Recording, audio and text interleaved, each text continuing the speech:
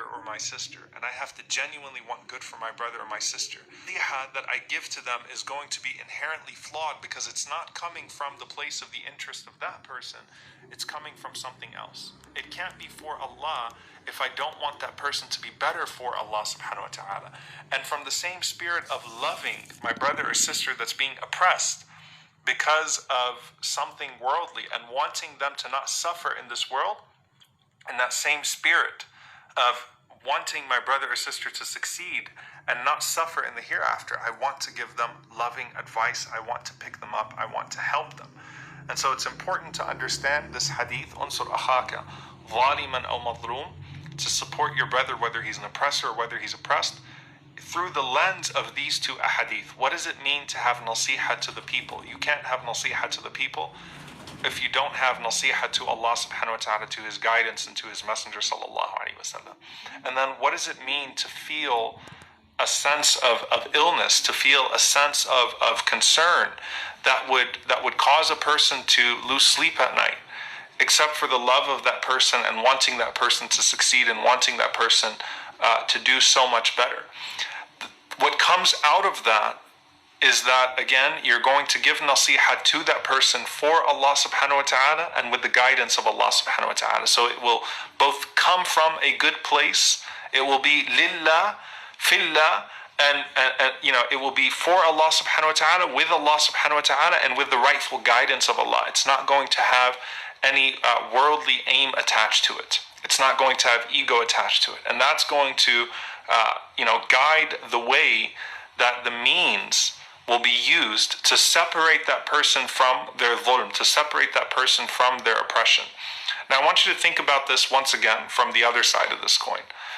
When you want to sincerely help someone who's being oppressed, you want to separate them from that oppression. You don't just pray for them, you don't just wish them well, you actually want to separate them. In fact, your dua is an action, right? Your dua is an action. You want to separate them from that oppression, rescue them from that oppression. And so all of the means that you're going to take to support that person are going to be in the interest of that person.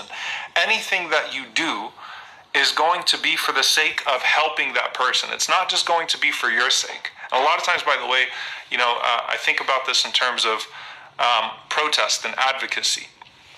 There are many people who would be willing to jump in the protest, but they might need something more from you, right? And that dedicated long-term advocacy. And by the way, the first agent of change is dua, and then everything stems from that, right? So you go to all of those different things and you do what is necessary to help them. You take the asbab, the means, while having full tawakkul in Allah subhanahu wa ta'ala, full trust in Allah. You take the means that are actually going to help those people get out of that situation, okay, to separate them from their oppression.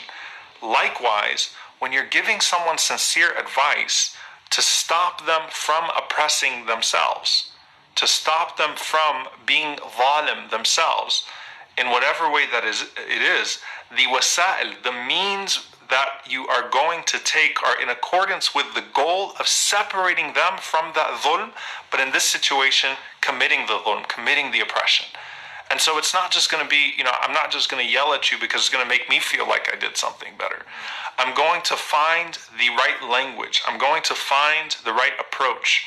I might even find the right messenger. Maybe I'm not the right messenger to you in the first place. I'm going to do whatever I can to stop you from hurting not just others, but hurting yourself by hurting your hereafter because of the way that you're committing that dhulm and the way that you're committing that oppression. And this often shows, by the way, in regards to family affairs, right? How often do you see that sometimes the most religious of people, get caught in a situation where there's a family beef and then, their child is in a marriage and their child might be the one that's committing the wrongdoing in a marriage. But when divorce comes and arbitration comes, they're completely unfair, right? Completely biased towards their own children. It's beautiful when you see someone who's just, who says, you know what? No, we can't wrong. And, I have to be fair. I have to be just here despite my love for my own child. And in fact, because I love my own child, I don't want them to oppress. I want to help them out of the situation. Same thing, whether it's my brother or my sister that's in that, that's at fault. It's not just that I'm going to be just in spite of my love for that person, I'm going to be just and love that person by making sure they don't do something that might yield them some temporary benefit and advantage in this life, but is going to harm them in the hereafter. Whether it's my own child, my own sibling, my closest friend, whoever it is, I'm going to try to stop that person from doing things that are harmful to others and harmful to themselves in the hereafter. So the Prophet ﷺ did not tell us to leave off that love that we have for people when we want to stop them from oppressing. He instead taught us to act upon that love for them in a more wholesome understanding of their interests in this life and their interests in the hereafter.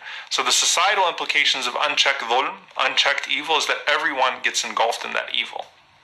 Everyone gets engulfed in that evil. So none of us can be complacent. Man ra'a minkum munkar, whoever amongst you sees an evil, let them change it with their hand. If you can't change it with your hand, then speak out against it. And if you can't change it with your tongue, then at least hate it in your heart, and that is the least of faith.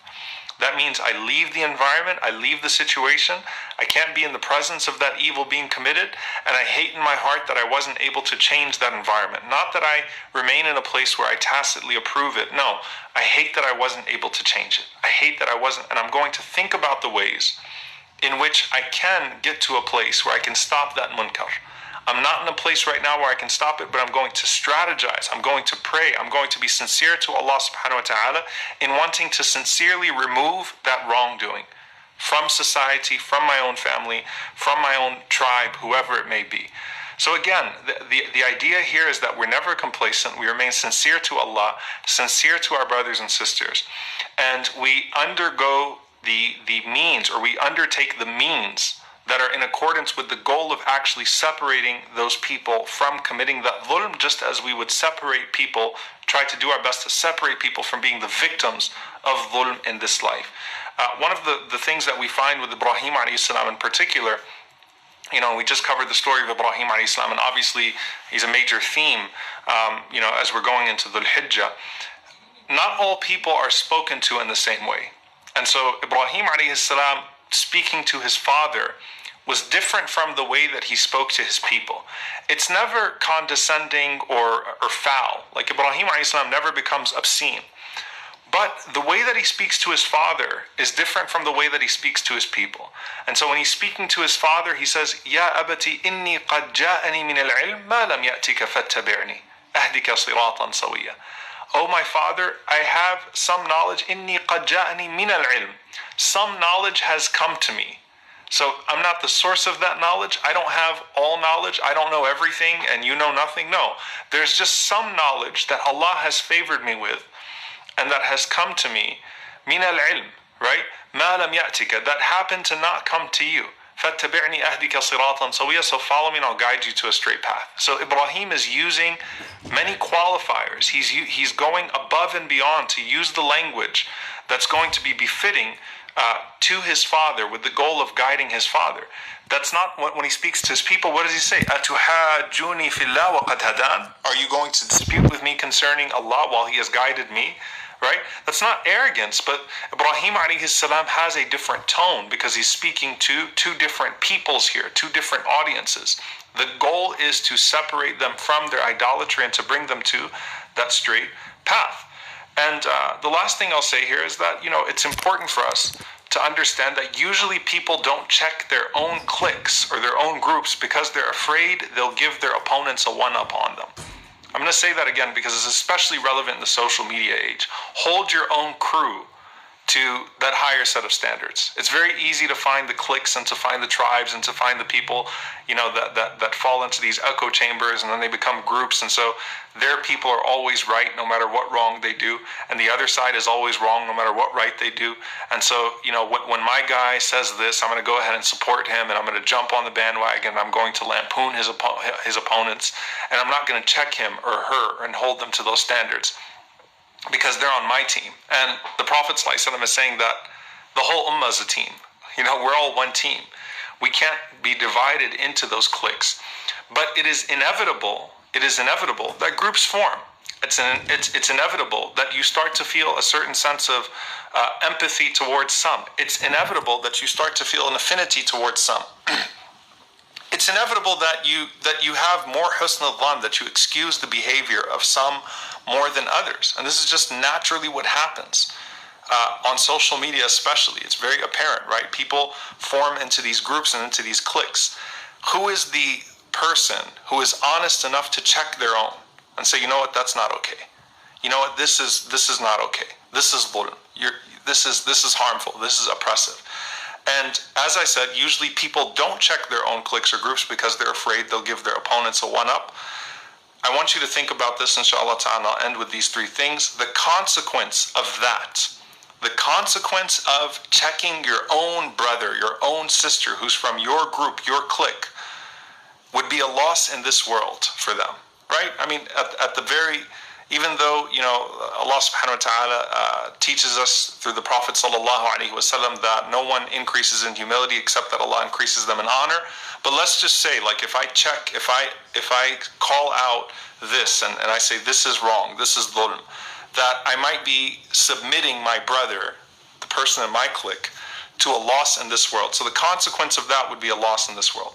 But the consequence of letting them persist in their wrongdoing is their loss in the hereafter. Right? So the consequence of letting them persist in their dhulm is their loss in the hereafter. And the consequence of supporting them in their wrongdoing is loss for both of you in the hereafter. So I'm going to repeat the three things. The consequence of this would be a loss in this world if you were to not check, or if you were to check them, to stop them from committing dhulm.